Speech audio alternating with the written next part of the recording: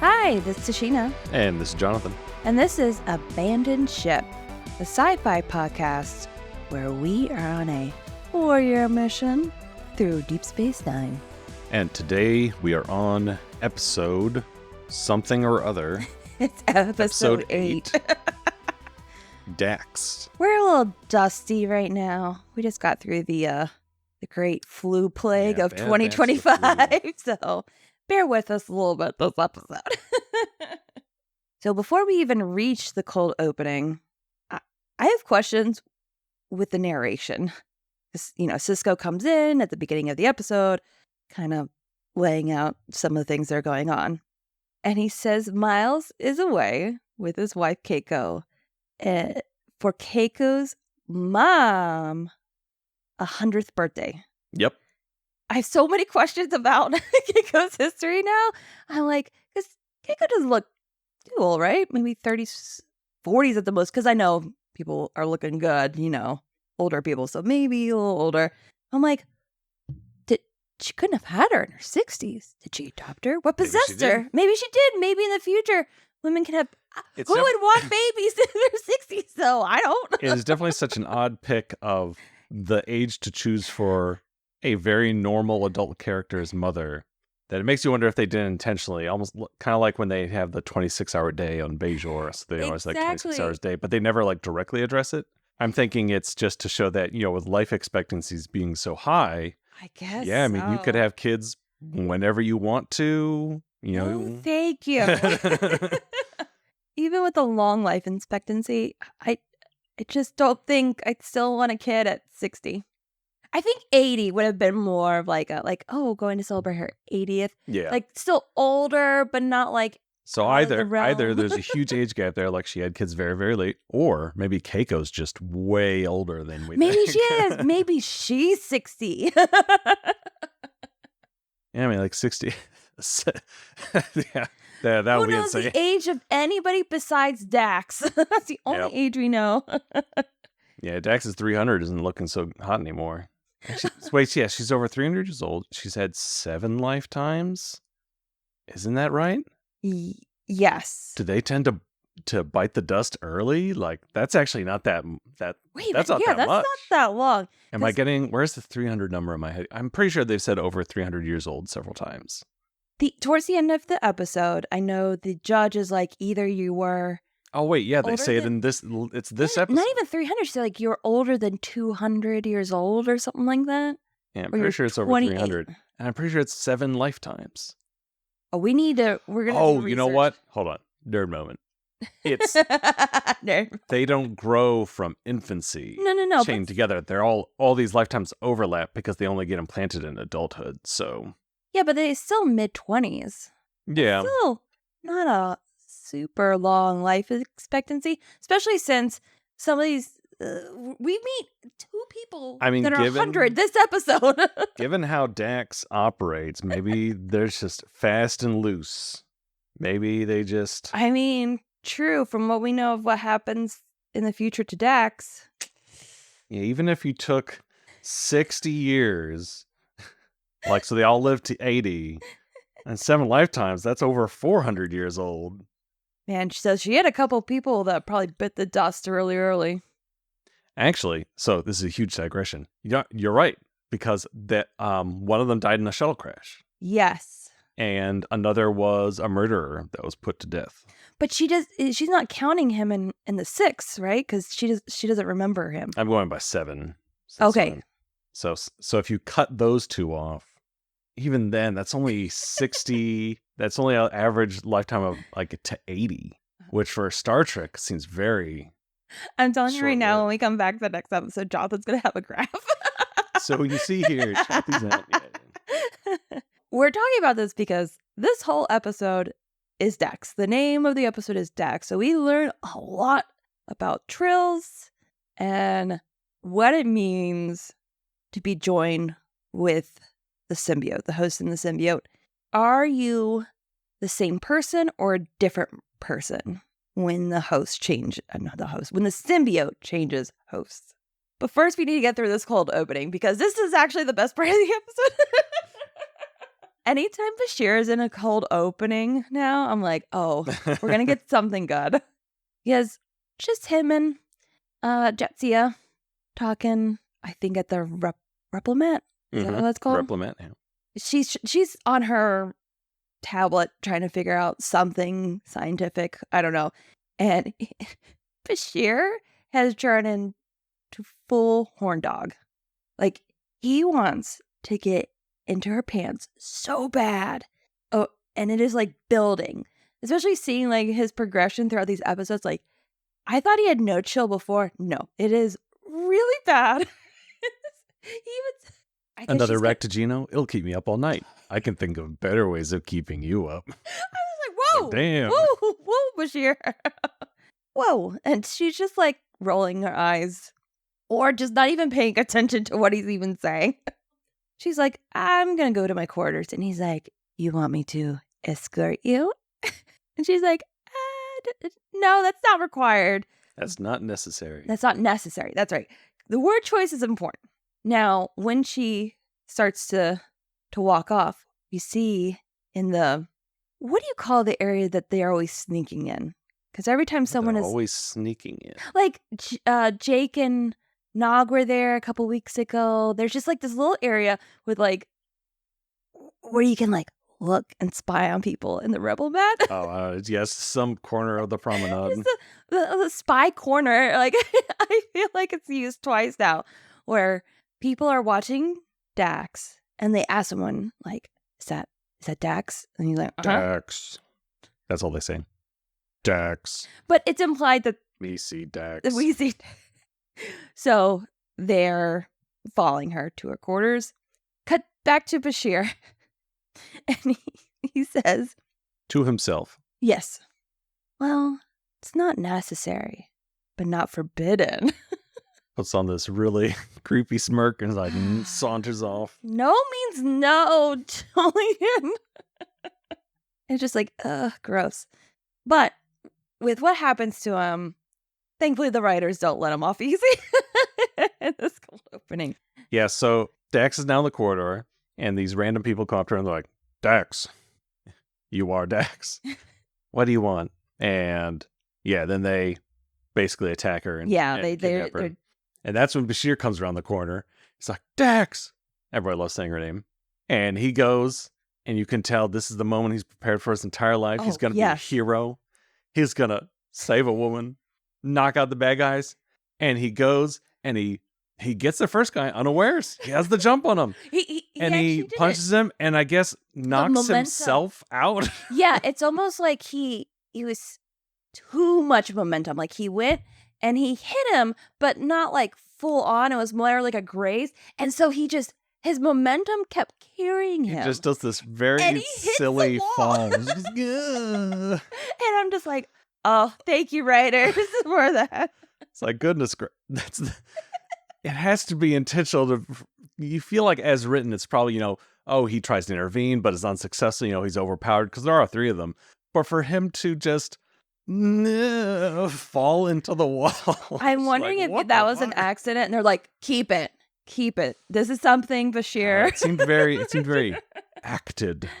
So I'm going with intentional. And then he goes and grabs somebody else and their hood comes out and it's a lady and he's just like, like he's so I can't punch you. I can't punch a lady. And I'm like, wait, what? Such a weird thing to randomly come up on a Star Trek episode because I can't think of the last time it's ever happened. I can't punch a woman.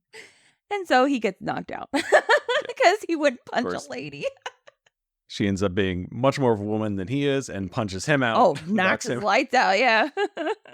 So Bashir's male power fantasy comes crumbling down around him. Oh, he's defeated. Because, when he first came around the corner, I'm like, oh, he gets to save the day even after being kind of creepy with the whole, like, that forbidden. So I'm just glad the writers were like, yeah, he kind of saves the day, but not the way that Bashir would have loved to save the day. He still looks like a buffoon. In the transcript, it's like Bashir hits Tandro, then bumps his head against the bulkhead. So it was playing. All right, yeah. So they take her comm badge and they drag her out. And they kidnap her while Bashir's knocked out. So we get our intro, it cuts back. Now, the next few scenes are a lot back and forth between Ops and Dax being kidnapped because Bashir comes to. That's why they should have killed him. Can't leave witnesses. And gets a hold of Ops, tells them what happens. They go immediately into like shutdown mode. And it's like a little kind of cat and mouse where they're trying their best to block impede them from getting to their ship. Because as they're going through, they're getting through some stuff pretty easily. Yeah, they know where they're going. Yeah, they know where they're going. They have a lot of devices that they like slap onto things that like override their security protocols to open doors and force fields and stuff. And so Kira's concern is, if they know this much, they must know the speed of our runabout. So they must have a ship that's faster. So by that, they're able to narrow down which ship they're trying to go towards. Also, the tractor beam isn't working at the moment, but since everything else is failing, at the last minute, they're able to get the tractor beam up and going and keep the ship from leaving. Yep.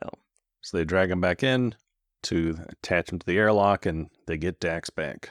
And here's where we meet officially. Is it Ilion Tandro? Something like that. Something like that. Yeah. I just call him Tandro Jr. He is there with a warrant for Dax.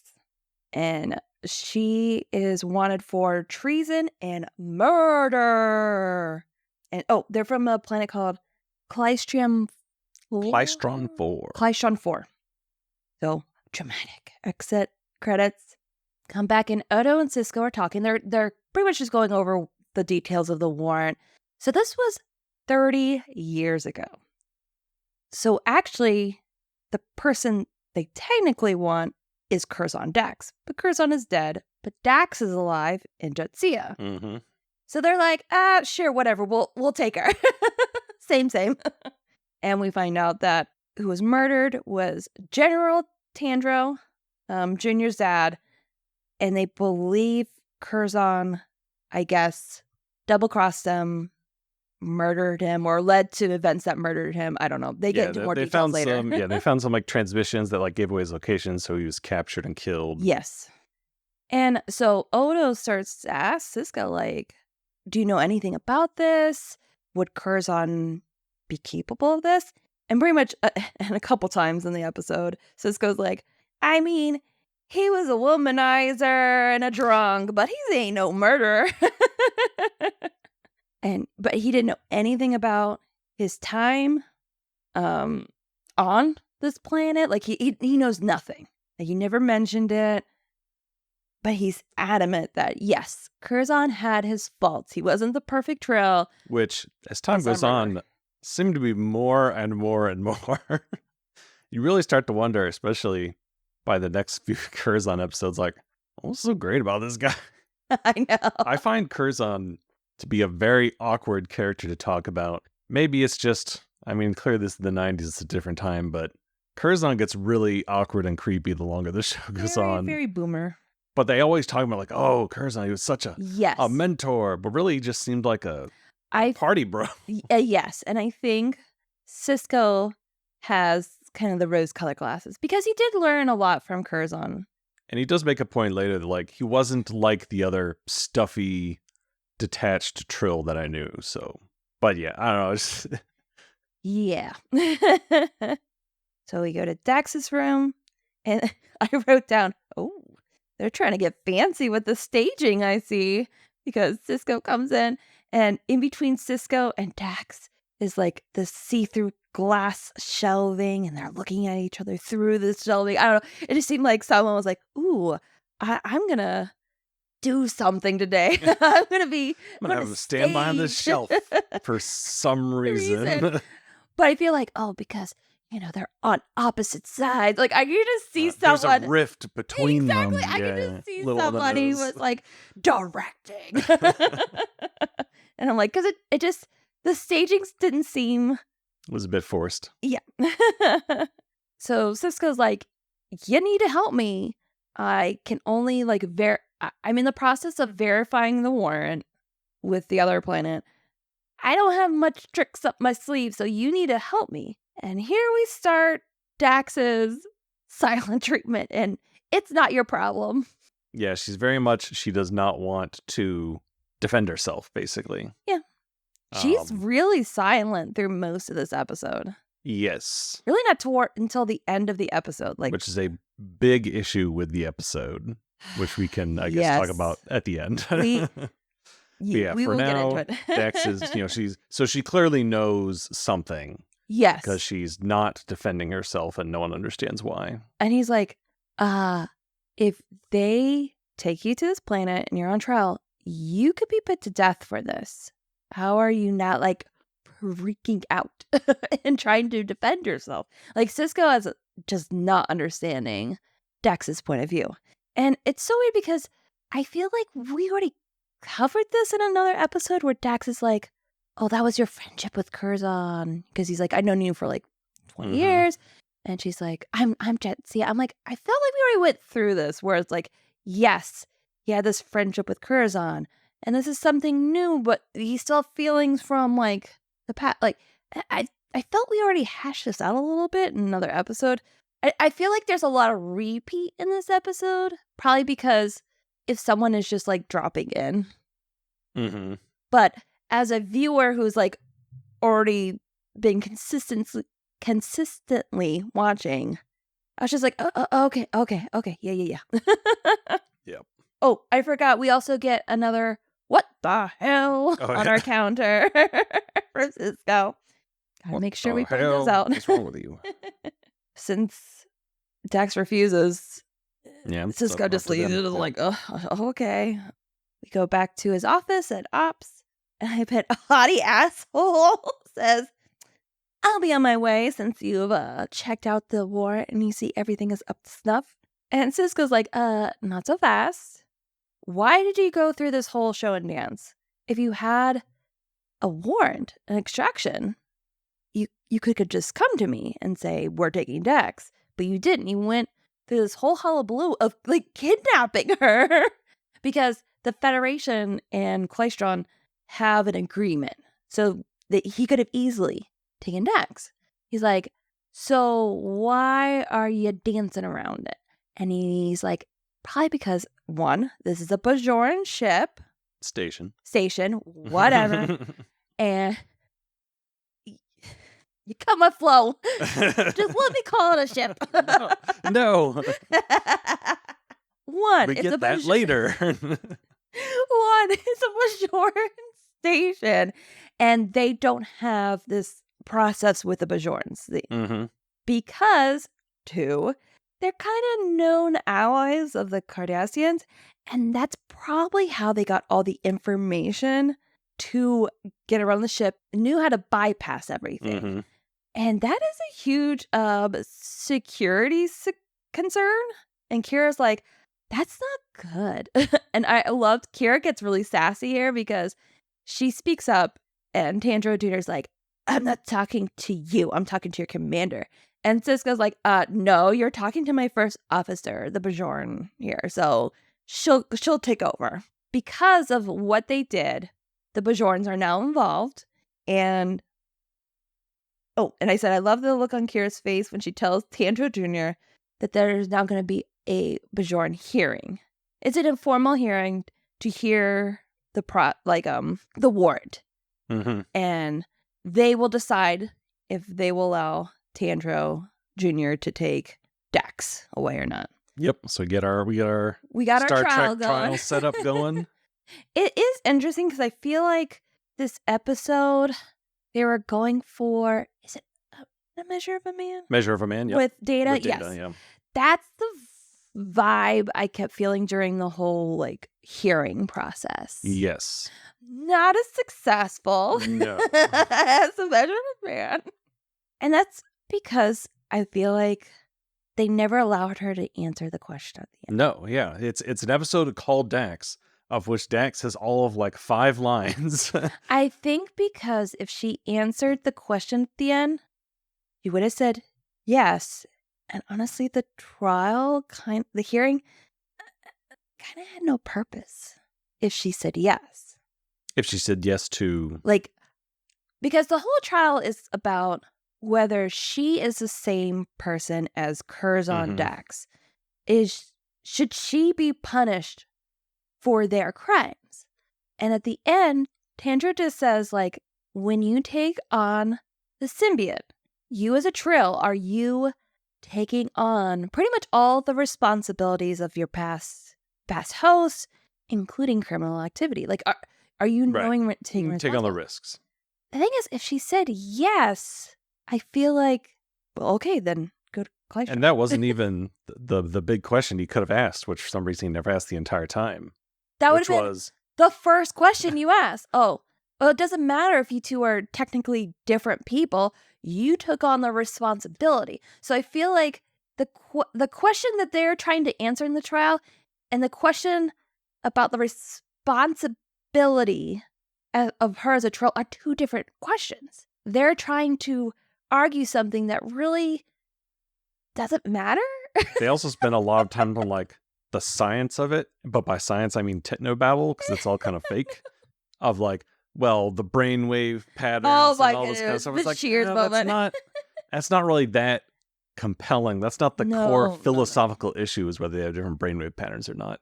And in A Measure of a Man, they have some of that a little bit when Riker does his like prosecution and he, turns Data off. Like, if I can turn him off, is he really, more than a machine? Blah, blah, blah. But that's really quick. You get that done and over with, and then you move on to the philosophical questions. Yeah, honestly, there are some parts of the trial where I'm like, oh, they're talking about this, whatever. Like, I didn't. They get a bit too bogged down in like a plot, especially with the whole with his wife and what really happened, and that ends up undercutting really their whole message, because ultimately none of this matters. Yes, I feel like there should have been a better setup for the question, because I think the question is important. It's valid. What does it mean? What does Dax mean in essence of being with different hosts? And are they two different people? Are they? And I think they were trying to go with, yes, it's a completely different person. But then that has repercussions. Like, well, if they're a completely different person, as I'm arguing, how does my friendship with them transcend lifetimes? Yes. Which was sort of the question at the beginning when he has their like, yes, wait, so is our friendship not meaning anything because you're a different person now? So it's like the episode brought up interesting questions, but I don't think gave any type of satisfying conclusion. We didn't really get anywhere, and I felt like the setup didn't really need this. All at the end, she just like, yeah, I'm a different person, but I took on the responsibility of the symbiote. Like, as a Trill, I take on this responsibility, even if one of my past hosts murdered somebody. That's still here. And I think more the question is there what is it? The time statutes? Statute of limitations. Statute of limitation. That's more the question. It's like, how long is the Dax responsible? Because we see a lot of people in this episode who are 100 years old. At what point can his great-great-grandson come up to Dax at 3 different lifetimes and go, hey, you killed my grandpappy times 3? Like, it's also interesting considering later on in the show, we find out one of her past lives was a murderer. Why was then the symbiote allowed to continue? Clearly, they blamed it on the host. Yes. Because that was also a question here. Like, but that was like season 7, so they probably forgot all about this episode. Yeah. Plot. Because that's a question that's brought up in the trial. Could Dax, the symbiote, have suppressed Curzon to commit this murder? Right.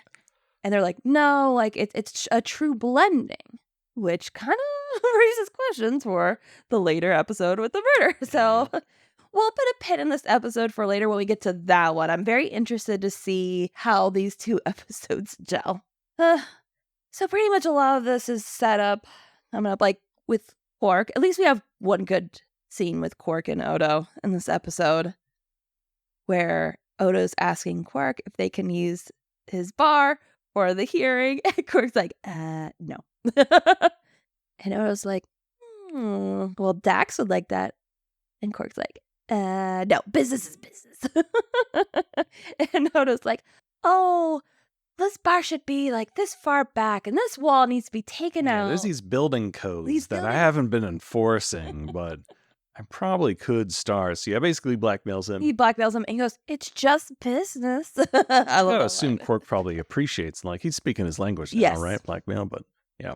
I feel like we have a good Quark and Odo scene almost every episode. Yes, which helps. Even in the episodes that are not great, you still have good Odo and Quark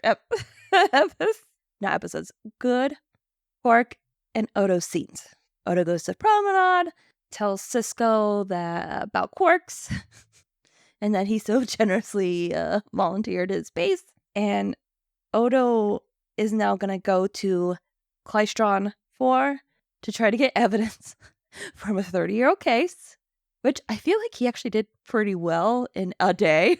Right. Because this all takes place in one day, right? They take breaks. It makes it sound like it takes place over a couple hours, but they keep having hour-long breaks. Yes. But when the Arbiter first comes in, she's like, I want to be done by supper. See? All right. Yeah, so they send Odo off on his side quest. So now go to Quarks and the official informal hearing is starting. And we get our judge who is 100 and... Another 100-year-old person. And taking no shit. She's like, I'm too old for the bullshit. Please just get to the point. which is interesting because I feel like this episode had a lot of BS in it. And if I had been continuing to knock that gavel and be like, please stop. Which, of course, at this point, you're like, uh-oh, because Sisko's like, well, I'm hoping I can draw this trial out a bit to give you time to dig for evidence. And the Arbiter show was like, I got no time.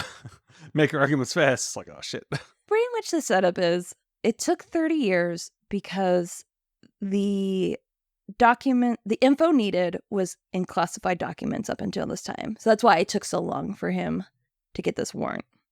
Also, a civil war was going on. So that's what was going on. And his dad was a general and he was betrayed by Curzon. You know, that's his whole thing. And so Sisko, as we said before, Sisko's whole point throughout this trial is that Curzon Dax and Jetsia Dax are not the same person. And to punish someone who was not even born when this crime took place seems pretty cruel. Like, she had her own life before she took on Dax. I think they said she's only been joined for like 2 years at this point. And we find out the punishment is death. And so the judge is like, Tandro Jr. has to prove that they're one and the same.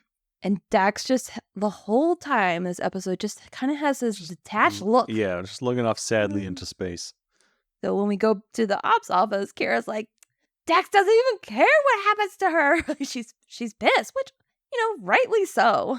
Like, everybody's, especially Sisko, goes at real great lengths to prove her innocence and Curzon's innocence, and just kind of seemed like, I don't know why you guys are doing this. This is not your problem. And Sisko's like, well, I care.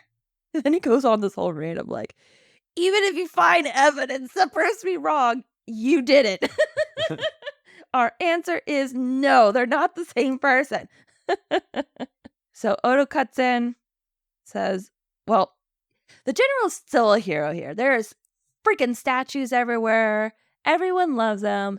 And I can see why this would still be a sore spot for them and why they would want the murderer caught, even still. Yep. And that Curzon and the general were besties, and he's going to go to the widow Tandro, to ask some questions. So now we follow Odo to the Tandro home. We talk to widow Inina. And the first thing she says, she yells, Dax didn't kill my husband. She says Junior's obsessed with the father's murder because he didn't know his father. So he's just really obsessed with this. She also reveals that he has the transmission of the info given to the enemy about the general's route. And I think only 5 people had this information. And everyone has alibis except for Curzon. Mm-hmm. And so that is why they've pinpointed Curzon, even though they were besties, because he's the only one that had the information, and they don't know where he was at the time. This is also where the widow finds out that Curzon has passed, and it's now Jadzia Dax. And at this point, the way she was like, how's Curzon? I'm like, yeah. Baby sleeping together. There's a pretty good reaction here, though, when she does realize that he's dead, and is like, oh no, the person your son's trying to extradite is Jadzia Dax, a 28-year-old woman. So that's sort of, you can see that hit her a bit, like, yeah, and I think the wheels are start to churn, yeah. Go back to Quartz. Quartz. Quartz. Quarks. Quark.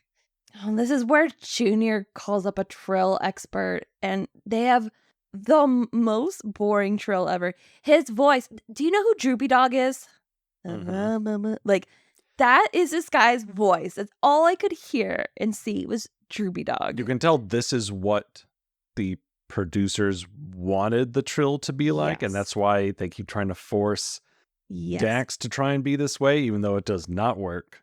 No. It is not interesting to watch. Yeah, you could definitely tell they're trying to have them be... Which and her acting in this episode is very much in line of like their vision of what they want her to do, and you can tell it doesn't work, so I'm so glad that she managed to get that changed over time. But it doesn't even make sense. In this episode, we talk about Curzon being this very much not that. Yeah. So why Curzon was a woo-hoo girl. Why would merging Curzon with a young, passionate woman produce the most boring Trill imaginable? Like, why does that make sense? It makes much more sense for Jadzia to further enhance Curzon's, larger than life like personality. So none of this makes sense, even this early on. It's a real detriment in this episode, but thankfully it does get better later. Tandro Jr., his big thing is, how can you let the Dax off from murder? This would be the perfect Trill crime. Right. Oh, I killed someone, get swapped to a new host. Oh, I'm immune. I'm immune. He's also big on like, you remember everything, you feel everything.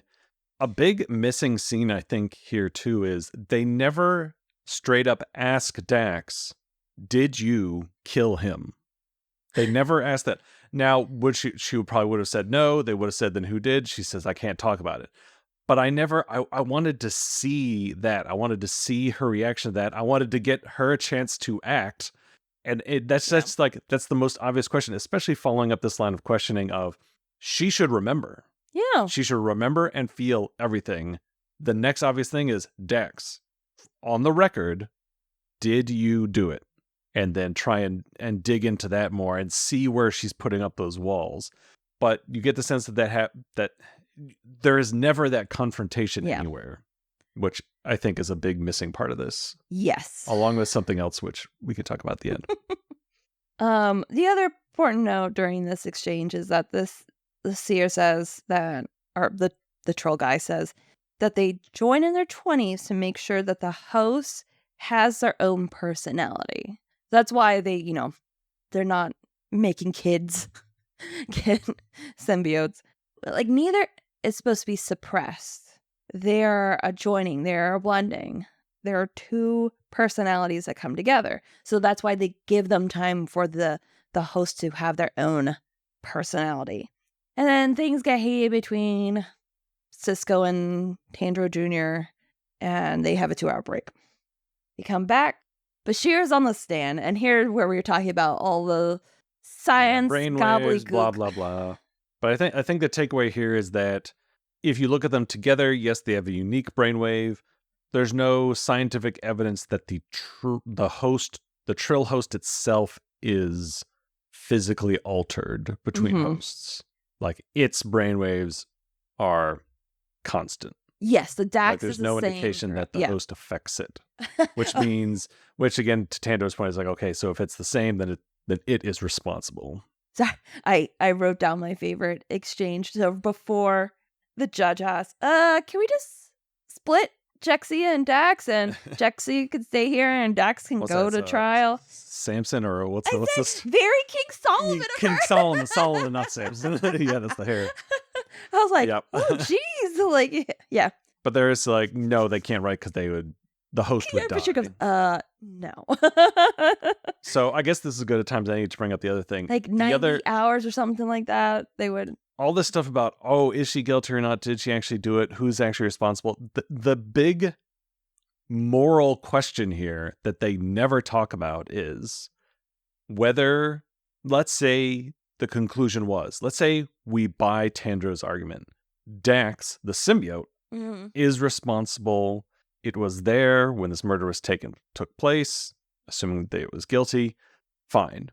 But that would require killing Jadzia, who is not responsible. The moral question here is, say she did do it.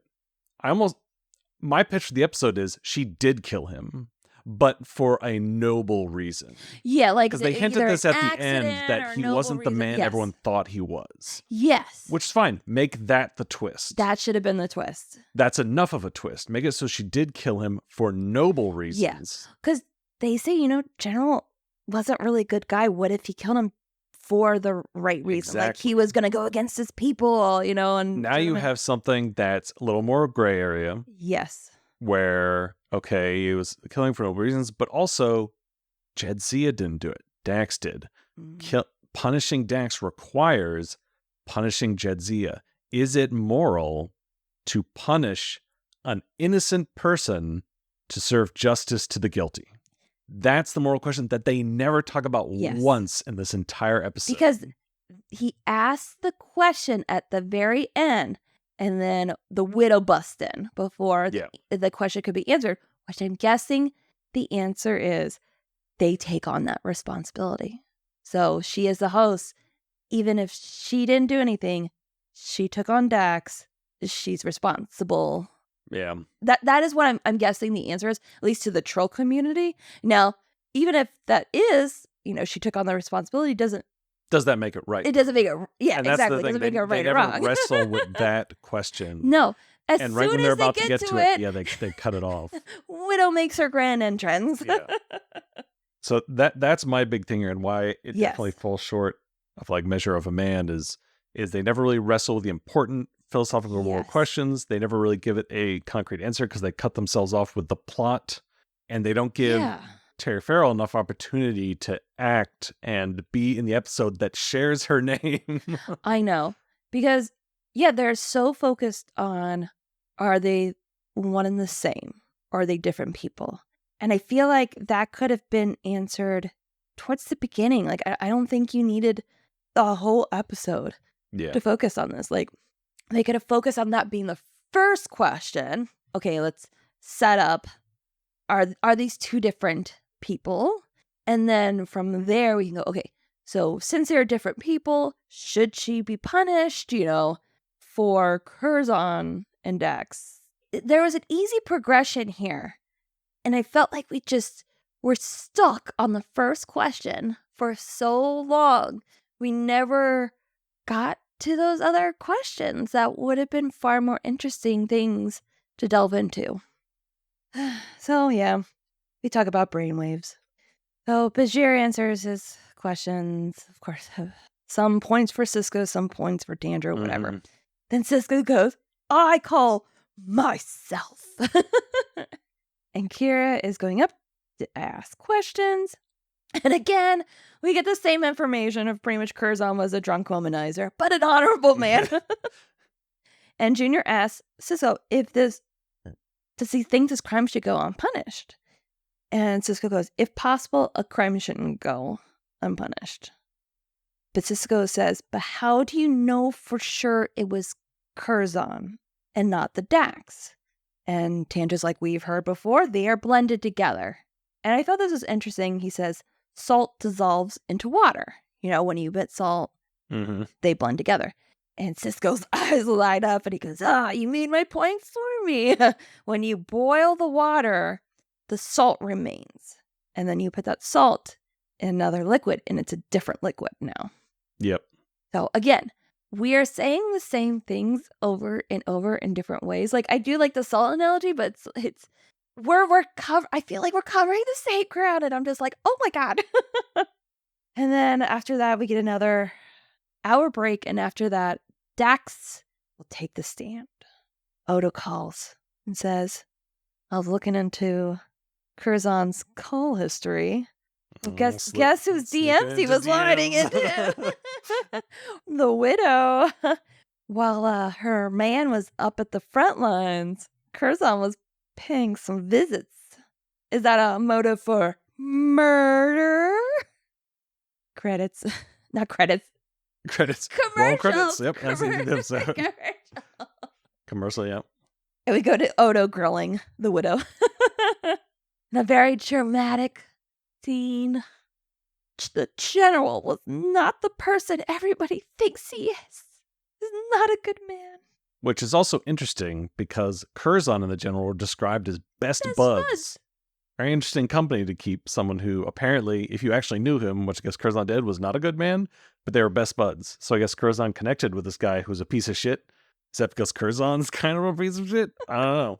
Like I said, Curzon, I'm not sold on the whole Curzon being so great. I've seen very little evidence of it. Maybe that's why Jetsia is so quiet. She's just like, oh God, this guy was a piece of shit. If I say anything, I'm dead. Oh, they don't know half the stuff Curzon did. I can't say anything. So the widow goes on and says, I've become a legend's wife, and I know my place in history. But perhaps it's time to change my legacy. Back to Dax's room. I just wrote Sisko's pissed. And then they talk about his temper, which Sisko does have a temper. He does have a temper, but I feel like the episode defines like how much of a temper he has in a way. Like I feel sometimes, some episodes, he's great and level-headed and you see little blips of the temper. And sometimes he looks like he's about to throw chairs and upset tables. And then Jetsia goes on about, his temper and talking about, I guess, a moment where his temper almost got him in trouble. And Curzon had to cut in to keep him from pretty much killing him. Knock him out, yeah. One thing, I actually do think it's interesting that we allow Sisko to have faults like this. I think that's a good... Yes. That's emblematic of DS9 where, everyone... you have Bashir, obviously flawed. You have Sisko, who's the captain. But he's not like Picard, Picard's probably greatest flaw is just Curzon. that... Yeah. Picard's biggest flaw is probably just that he's either too perfect or bad with women. I don't know. But to allow Sisko to recognize that, and it does come up in a decent number of episodes, but to allow Sisko to have a temper and that be okay is interesting. And I'm not saying that shouldn't be there. I just feel like it's not till later till we get a little bit more consistency with how that temper comes out. Yeah. I think the only moment here where I feel like the actress had a good moment to actually act is when Sisko mentions, during that fight, he got a little cut from Curzon's ring. And Jetsia just looks very sad and looks at her hand and goes, do you know that after I joined, I tried putting on that ring and it just fell off my hand. Mm-hmm. I don't know. I like that there's just this sense of sadness there, this loss of she is no longer Curzon Dax. Dax might be in her, but she's not. It's not the same. It really isn't the same. Honestly, I think that moment right there, her saying that, drove home more the point of them not being the same than 30 minutes of trial. Yeah, give Dax some actual lines and let her act. I know. But yeah, and that goes to the whole, that's emblematic of their friendship when they're talking about, do we still have a friendship? And you can see Dax also struggles with it too, where, am I still Curzon? She tried to pawn the ring. She couldn't. Is that part of her just gone now? Mm-hmm. Dax admits that she does feel the shame of Curzon's mistake and indiscretion with the widow and having an affair with a married woman. And she goes, you don't understand, Sisko. When a Trill makes a mistake, it's there for lifetimes. It's longevity of the mistake is a lot longer than just a human life. So again, this is the only little moment where I'm like, this is the good moment. Should have had more of this. She's like, all I could tell you is that Curzon loved Ina. Go back to Quarks. The trial continues, and Jetsia takes a stand. So Sisko's point is that like he goes into like all the things that Jetsia accomplished before she took on the Dax, like all these degrees and merits, and he said Jetsia alone did this, and her death would be a shame, which is a valid point. You know, Jetsia the person would be a loss to their society. And then Tandrew comes up, and this is where we've talked about before, where he starts getting into, when you become a host, you sign up to take the responsibility of Dax. Does that include criminal activity? And before we get an answer, the widow burst in and breaks up the trial. She goes, I know where Curzon was at the time that transmission went through. He was in my bed. I'm like, you could have just said you were with them. You didn't have to say he was in my bed and traumatize your son. I know. Sorry, son. Sorry, son. No. I wanted a moment where Tandrew just looks at Jetsia and just like, Papa. Just that look. I'm like, what? I mean, come on. So yeah, that basically, trial's dead now. Tandrew's pissed. He has his alibi. The 100-year-old lady can finally go have her supper. And then our last scene is on the promenade, where the widow was like, I'm surprised you kept silent, because that was Curzon's promise. He swore an oath of silence because he wanted to keep the image of the general intact for the people. Because, as we find out, the general was the traitor. He's the one who sent the transmission. And when his men found out, they killed him. No, the rebels killed him. The rebels. This is the other thing, is I kept getting confused about which side won. I know. I think it was the government who won, because he was the general for the government. He was going to betray them to the rebels, and then the rebels killed him anyway. But then that galvanized his people to like win the Civil War. But yeah, I kept getting confused too. So there's got to be a name for these like epilogue wrap-ups where they just sort of deliver some key line to the whole plot in a throwaway sentence at the very end of the episode because they ran out of time. Because this happens a lot. Because, okay, she gave Curzon an alibi, but aren't they still going to wonder, well, then who did send the transmission? If everyone has an alibi. What happened? But they seem to imply that, they're not going to tell anyone about this, that the general is actually a traitor. Which I feel like is the bigger issue. So does that mean if Curzon was so close to him and sympathized enough with his wife that he, wasn't an affair, yeah. Like, I'm assuming that's how they came close to have this affair, because they bonded over the fact that they both knew the secret. Does that mean Curzon knew that this guy was a traitor? Anyway, there's a lot of questions here from a plot perspective. But honestly, she could have still given him an alibi and not say anything about the general being a traitor. They did. So why was this an issue? I understand Dax was protecting her, but I guess because the whole reason why they took this oath of silence is that they didn't let the general public know that the general was a traitor. But the affair only looks bad on Curzon and the widow. That's nothing on the husband. Yeah. Honestly, it probably makes him more sympathetic. Right. Well, they're not going to tell anyone that he's a traitor. But I'm saying, why? The secret was not their affair. The secret was that he was a traitor. Oh, like they could have just been open about the affair from the... She could have gone from the very beginning, no, Curzon was in my bed. Like... Also, what if he was just there for professional reasons? She could have just said, oh no, he was fixing my plumbing.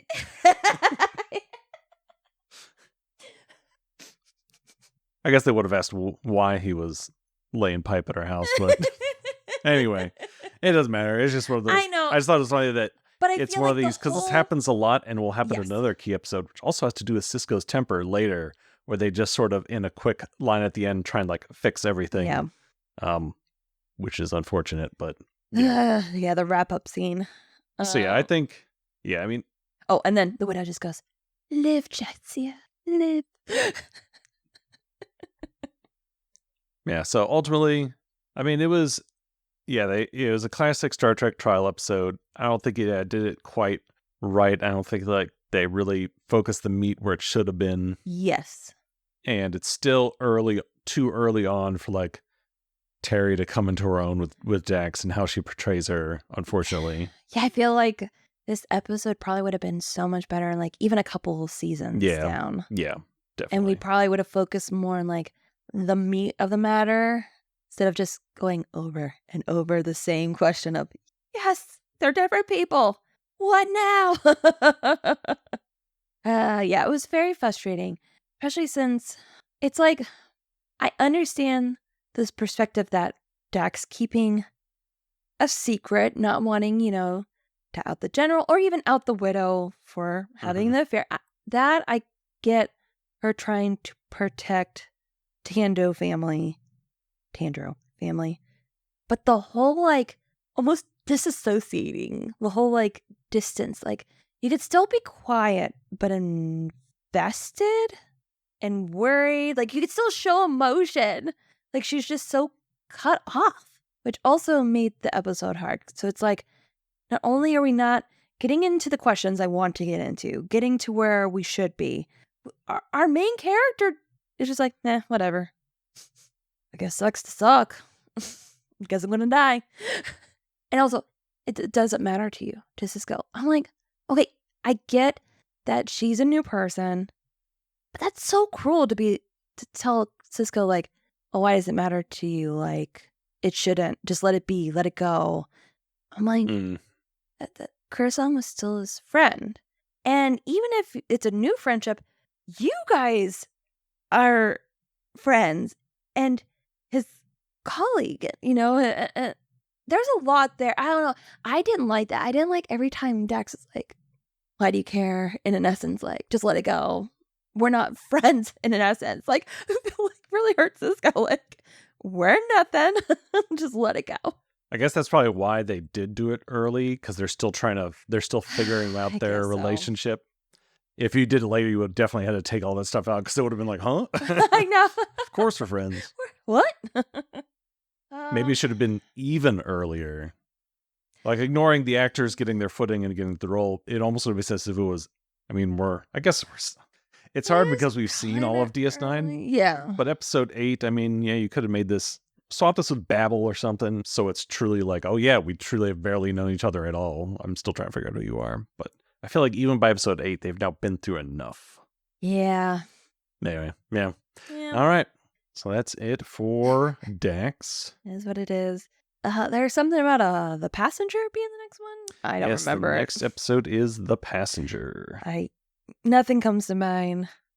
Oh yes, it's the swapping bodies one. Oh, a swapping bodies one? Something like that. All right. Oh, those are usually fun. And it's Bashir. Oh. Yes. Okay, we gotta watch this soon. All right. See you next week. Bye. Bye.